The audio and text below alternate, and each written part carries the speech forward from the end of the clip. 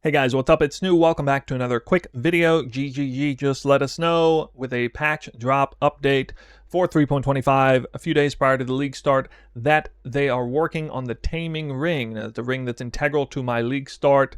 It's a very, very strong option conventionally, and it was going to potentially break the game with the brand new Warden Ascendancy Oath of Spring. Many of you have been coming to me asking me about this with concerns if I thought it was going to go through or not. I never figured it would go through. I kept forgetting to mention it in previous videos, but anyway, this broken interaction is not going to be a thing. They fixed the ring, fixed it, and of course we're crossing our fingers. What does that mean when GGG says they're going to fix something that could come with Hail Mary nerfs, or maybe they don't change it too much otherwise, or, well, it could come with buffs, actually, to the item.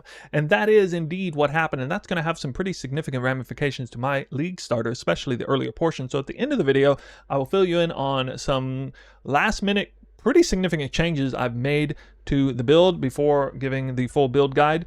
But yeah, first reason, just wanted to simmer expectations. Not a broken interaction between the Taming and Oath of the Spring. And the second reason why we're making the video is to update you with the changes and how it's going to be even better than it was, conventionally speaking.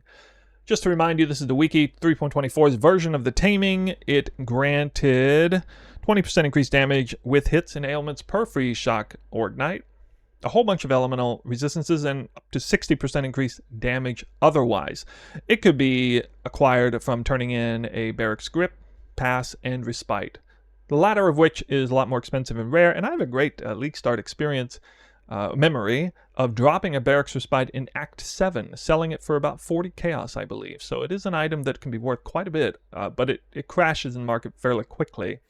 However, as far as like day one value, I mean, just look at that thing. That's a lot of damage if you're an elemental hit-based build, and a lot of resistances without having to craft a ring. I mean, that is truly an excellent day one or even day two item, and obviously one reason why I'm putting it in my build.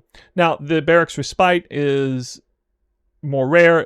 You can get this through a divination card. You can get that one through a divination card too. But suffice to say, it's a little bit hard to acquire and one of the more expensive items in my build overall. Now, here are the updates to the Taming. It now no longer grants 30% increased elemental damage or 30% increased elemental attack damage, but they significantly buffed the number for the increased damage per elemental ailment now, it says. All right, increased elemental damage, so it should come with the new catalyst tag for elemental damage, which means it can be catalysted, I believe. And it's now up to 40% increase, which for my build has 4 elemental ailments: Scorch, Chill, Shock, and Freeze. And yes, Freeze will be very reliably on targets, even bosses, slowing them down 50% action speed now. So this is really, really good.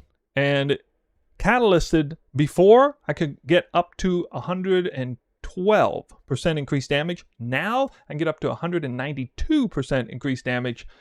Without catalyst, it would be 60%, a difference of 60% increased damage for my build with the changes. So 60% increased damage is the buff per ring, which means I'm now going to use 2 rings. So we're getting into the third segment of the build, of the video rather. And I was running a Death Rush here. I've decided now to run a Taming. This, of course, has ramifications on all elemental resistances because now I have more leeway there. I decided to go ahead and drop the rare boots. So yes, even more uniques in a league starter. Very easy to acquire cheap uniques here. Lionized Paws, auto cast Rain of Arrows. I was thinking about doing this. I was mulling it over a lot before, but I went ahead and pulled the trigger on this. I'm dropping Sniper's Mark. I don't think it's that crazy for this, but definitely not single target. Elemental Weakness with the Scorch setup ends up being stronger anyway. We can Hex Touch it in, and then that means we can actually run Defiled Forces, which will give us all the leeway in the world to get the max shock and keep it there. Okay, so you can look into Defiled Forces if you want. So yeah, I also didn't mention this before. I dropped Lightning Coil for Kintsugi. I think it fits thematically better with the build since you're just going to be freezing everything and dodging or evading almost everything anyway. So while the build does appear to suffer a little bit in terms of defenses, in actual gameplay, it's going to be phenomenal because it's going to be freezing so many different things. It's going to have evasion, it's going to have Kintsugi Wind Dancer, it's going to have Immortal Call cast and damage taken when you get hit, and continuing to evade and freezing, killing everything. Anyway, I think it's going to play really rock solid despite some of the defensive numbers here. As far as offensive numbers, it went from about 13 mil to 18.5 million damage. Oh yeah, because I changed one other thing. Now that I can reliably refresh those shocks, I no longer feel the need to have Rain of Arrows of Saturation on life tap. Can now get Bone Chill and Culling Strike back into the build. So a whole bunch of extra damage there. So now 2 Taming Rings, Bone Chill, Culling Strike. I lost static charges or whatever it was to increase shock duration and 30% increased damage if you shocked enemy recently or something like that.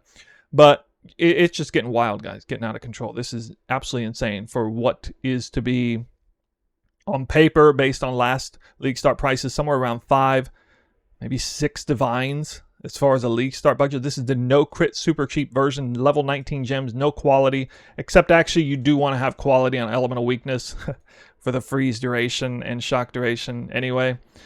But this is looking pretty ridiculous, guys. I'm even more excited than I was before, and thankfully this change came through before I had submitted the official build guide, which will be coming out in the next couple of days. I still haven't gotten a lot of groundwork done on it, or no, sorry, I do have a lot of groundwork done. I just haven't gotten like things like scripts and recordings and all that stuff out for you yet. But yeah, there will be at least one more video in between now and then. So I will see you in that one. Thank you for watching. Let me know if you have any questions down below. But that is the quick and dirty about the Taming Ring as it pertains to my build.